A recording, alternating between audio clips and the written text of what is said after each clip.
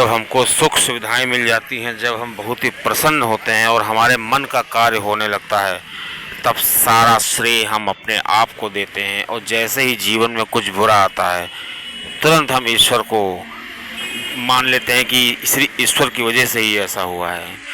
जब सोचा हुआ न हो तो बहुत ही दुख होता है।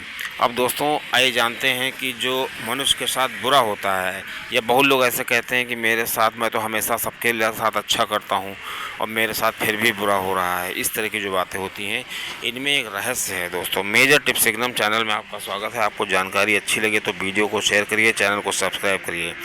दोस्तों, जब भी मनुष्य के साथ कुछ सोचा हुआ नहीं होता है, क्योंकि जो मनुष्य सोचता है अच्छा, तो वो अपने दिमाग से सोचता है, और जब कुछ बुरा होता है तो वो कभी मनुष्य नहीं सोचता है कि मेरा बुरा हो, लेकिन उसका बुरा हो जाता है। तो ये मान के चलना चाहिए कि जो भी हमने सोचा था वो तो अच्छा हो रहा है, और जो हमने नहीं सोचा था वो ईश्वर की मर्जी से हो रहा है।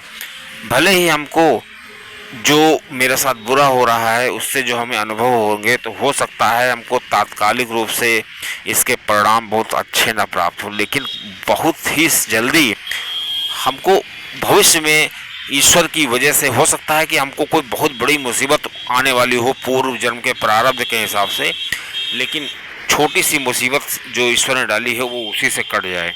दोस्तों, बहुत ही अच्छा उदाहरण रामायण में, रामचरितमानस में सब कुछ बताया गया है। मनुष्य का चरित्र जो है उससे वो बना सकता है।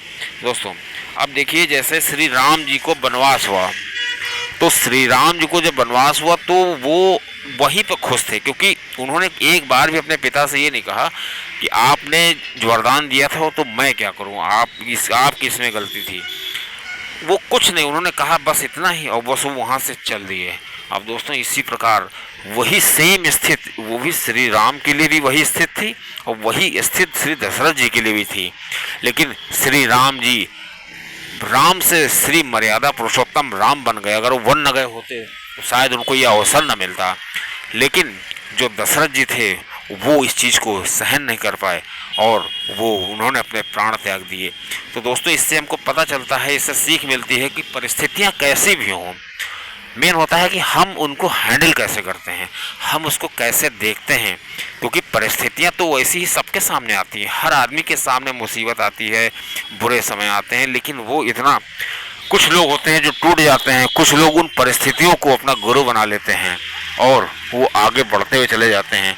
अब दोस्तों, ये चीज़ें जो हैं बहुत ही ज़्यादा जो दर्शन से भरी हुई हैं, तो हमें अपनी परिस्थितियों का बिल्कुल ध्यान रखना चाहिए, क्योंकि श्री राम जहाँ भी होंगे वो अयोध्या बन जाएगी। क्योंकि श्री राम अयोध्या में रहेंगे।